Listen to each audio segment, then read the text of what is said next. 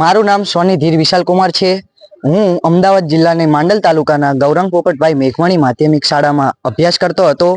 મારે સમગ્ર શાળા ક્રમાંકે પ્રથમ નંબર આવ્યો છે તથા મારા 99.91 પીઆર આવ્યા છે અને 97.33% આવ્યા છે।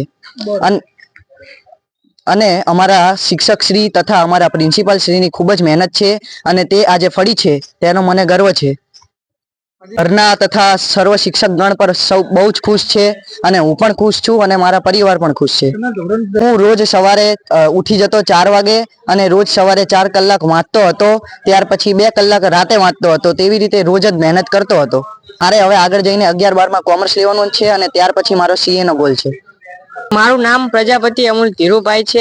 અમદાવાદ જિલ્લાની માંડલ તાલુકામાં આવેલી ગૌરંગ પોપટભાઈ મેઘવાણી સ્કૂલમાં હું અભ્યાસ કરું છું અને આજે જાહેર થયેલા એસએસસી ના પરિણામમાં મારે 99.89 પીઆર આવેલા છે અને 97.17% આવેલા છે।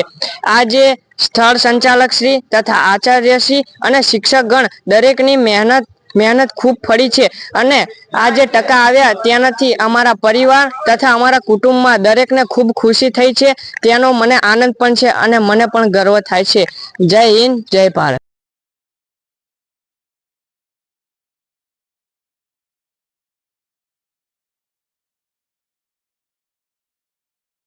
પાવરા ઋષિલ જયેશ કુમાર છે।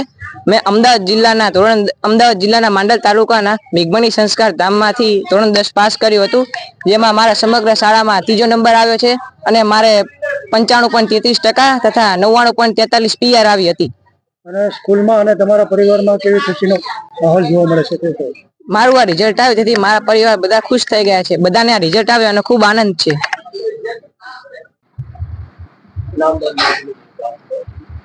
માંડલ તાલુકાની તમામ શાળાઓને વાલીઓને મારા જય સિયારામ। આજ રોજ ધોરણ 10નું જે પરિણામ આવ્યું એ સમગ્ર તાલુકાનું સરસ પરિણામ આવ્યું છે। એમાંય અમારી શાળા ગૌરાંગ પોપટભાઈ મેઘવાણી માધ્યમિક શાળા, જેનું પરિણામ 100% રહેવા પામ્યું છે। અમારી શાળાના ધોરણ 10ના 61 બાળકો પરીક્ષાની અંદર બેઠા હતા, જેમાં તમામ બાળકો સારા રેન્કથી ઉત્તીર્ણ થયા છે, જેનું મને એક આચાર્ય તરીકે ગૌરવ છે।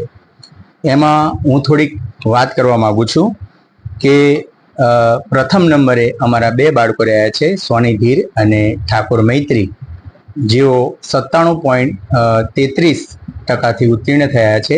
દ્વિતીય નંબરે અમારા જ પરિવારના શિક્ષકના પુત્ર પ્રજાપતિ અમૂલ, જે દ્વિતીય નંબરે રહ્યા છે। તૃતીય નંબરે અમારે પાવરા ઋષિલ ઉત્તીર્ણ થયા છે, જેનો અમોને ખૂબ આનંદ છે। સાથે સાથે અમારી શાળાના 15 બાળકો A1 ગ્રેડ એટલે કે 90%થી વધારે રહ્યા છે। શાળાનું ઓલ ઓવર રિઝલ્ટ જોઈએ તો ખરેખર સોનામાં સુગંધ ભળે એવું છે।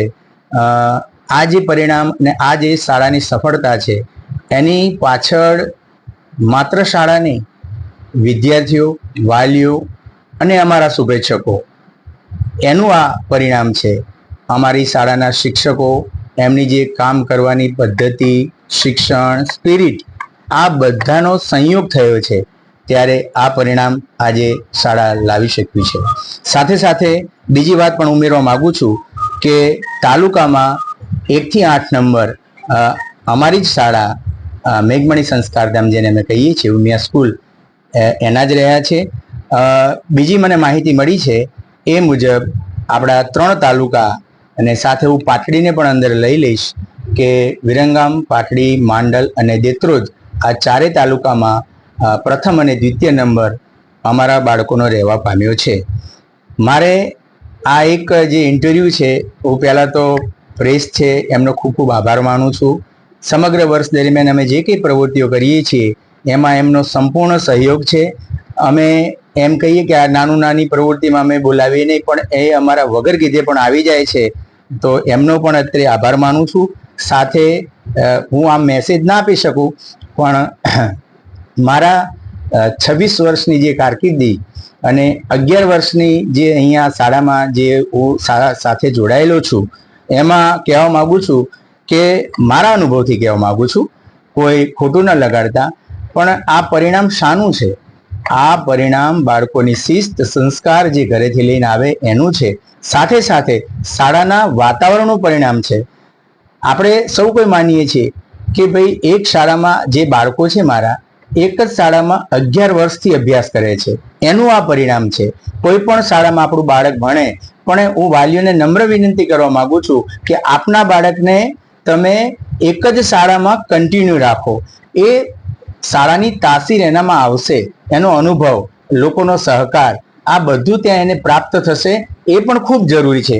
આ મારું પોતાનું વ્યક્તિગત મંતવ્ય છે. હું મારી શાળામાં આ પ્રયોગો કરું છું અને એમાં વાલીઓનો ખૂબ આભાર છે.